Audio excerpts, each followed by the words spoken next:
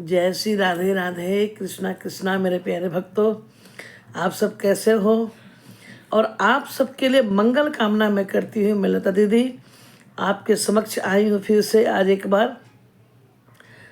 लेकिन आज जो चर्चा मैं करने जा रही हूँ वो सब चर्चाओं से विशेष चर्चा है माँ की, जो हमें जन्म देती है।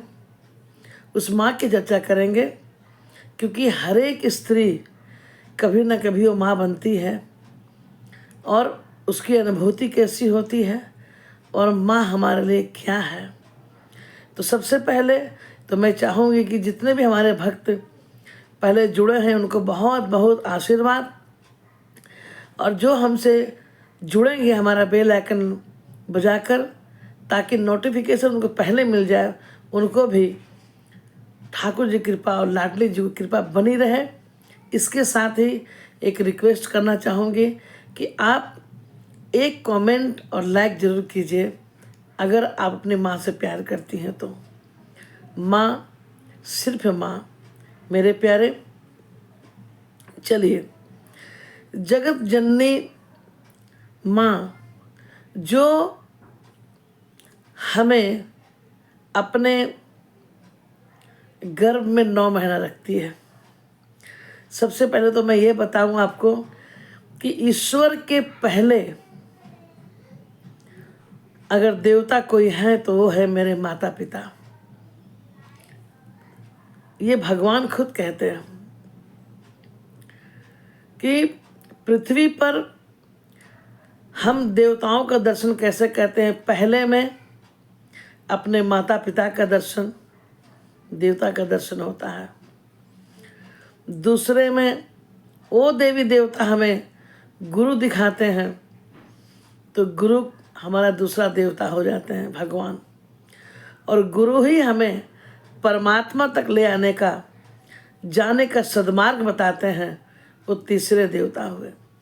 तो 3 देवताओं का हम दर्शन करते हैं। कब करते हैं?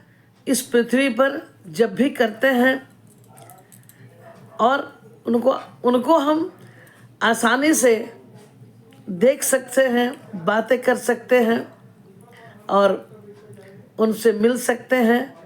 अपने हर इच्छा को उनके सामने रख सकते हैं और वो हमारे लिए वो करते हैं जिसकी हम कभी कल्पना भी नहीं करते। मेरे प्यारे, अब देखो ये माँ क्या है।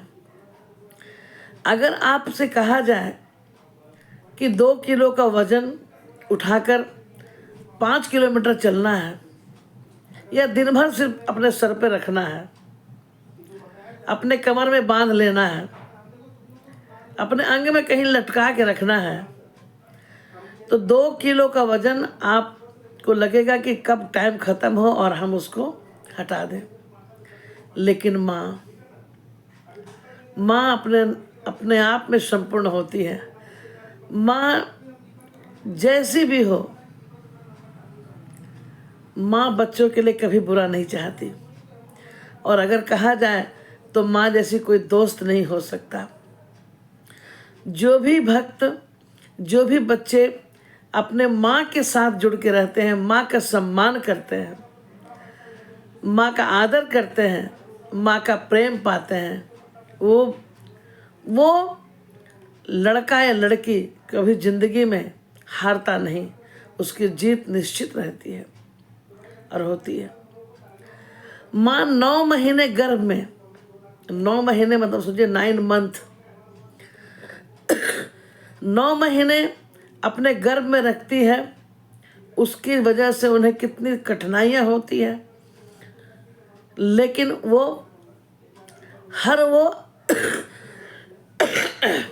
पल को जीती है कि हमारे पेट में एक नन्हा सा, कोमल सा,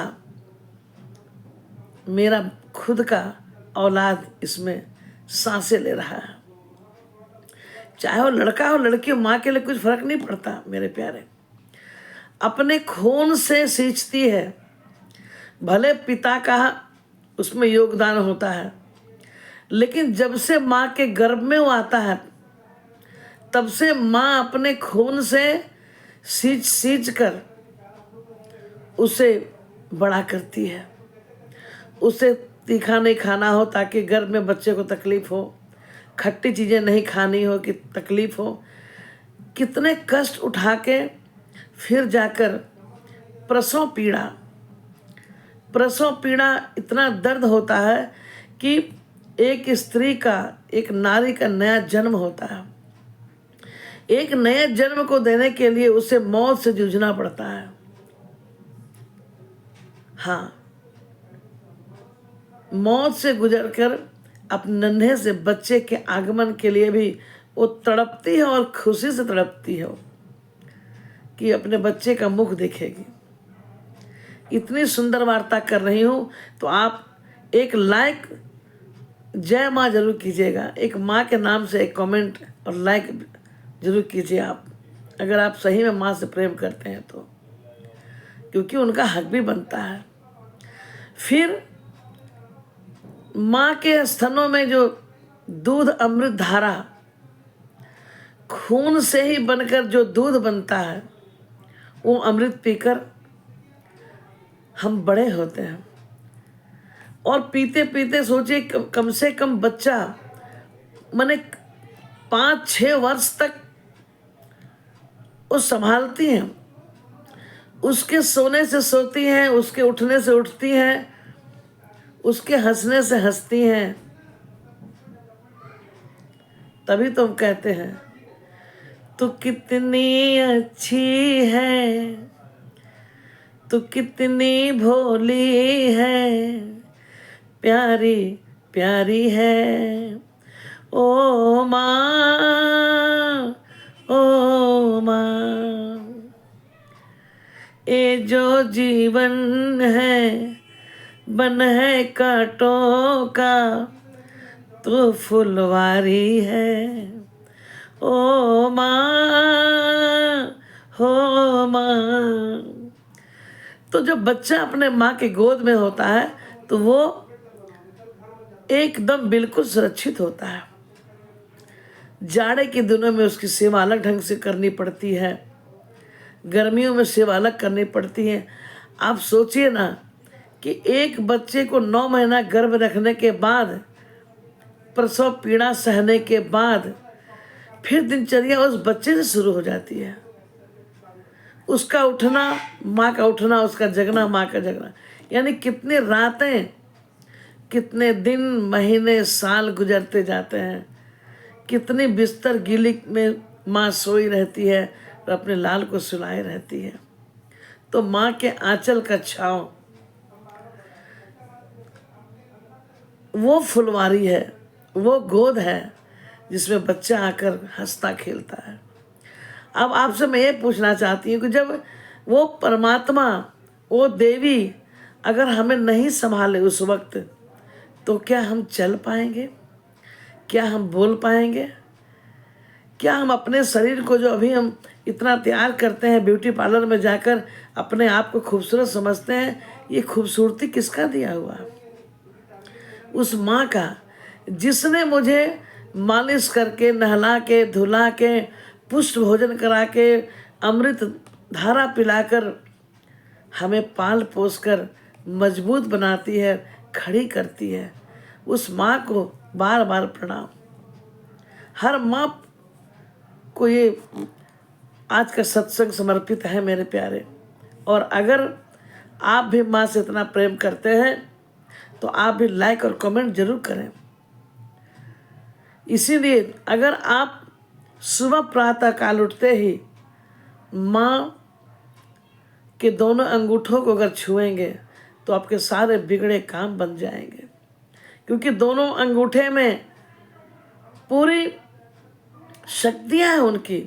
उनके जितने भी सत्कर्म किए हैं उस सब उनके दोनों अंगूठे में है। तीर्थ है, देवी देवता सब माँ के चरणों में होते हैं। यूं ही राम जी नहीं कहे थे कि प्रातः काल उठियो रघुनाथा, मात पिता गुरु नावहि माथा। हमारे राघवेंद्र सरकार ने भी यही किया कि प्रातः काल उठकर, प्रातः काल उठिए रघुनाथा, मात पिता गुरु ना वही माता। तो हमारे प्रभु राम ने भी यही किया। तो हमें ये काम जरूर करना चाहिए जो हमारे माता पिता ने हमारे लिए किया है। अगर अपने शरीर के चमड़ी का भी जूती बना देना मेरे प्यारे, तो ये कर्ज आप नहीं उतार सकते हो। ये सुंदर तन उन्हीं का दिया हुआ है। तो कई रातें, कई दिन, कई महीने गुजारने के बाद जब हम बोलने लगते हैं, जब हम खेलने लगते हैं, फिर पढ़ाई शुरू होती है, फिर सबसे अच्छे मित्र वो क्यों हैं कि वो चाहते हैं कि आप पढ़ लिख कर एक अच्छे व्यक्तित्व के लायक बने। लोग कहे कि वाह इनका पुत्र है, इनकी पुत्री है। तो माता पिता जैसा ख्याल करने वाला कोई रिश्ता नहीं हो सकता। और जो बिना निस्वार्थ, आप करो तो भी ना करो तो भी, जिस हाल में रखो, माता पिता फिर भी आपको आशीर्वाद देते हैं।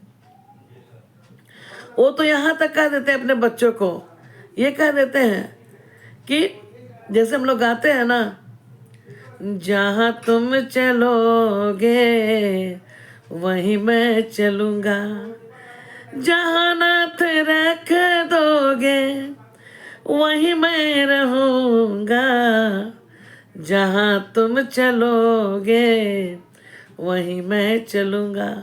तो आजकल के माता पिता बड़ी समझदार हो गए।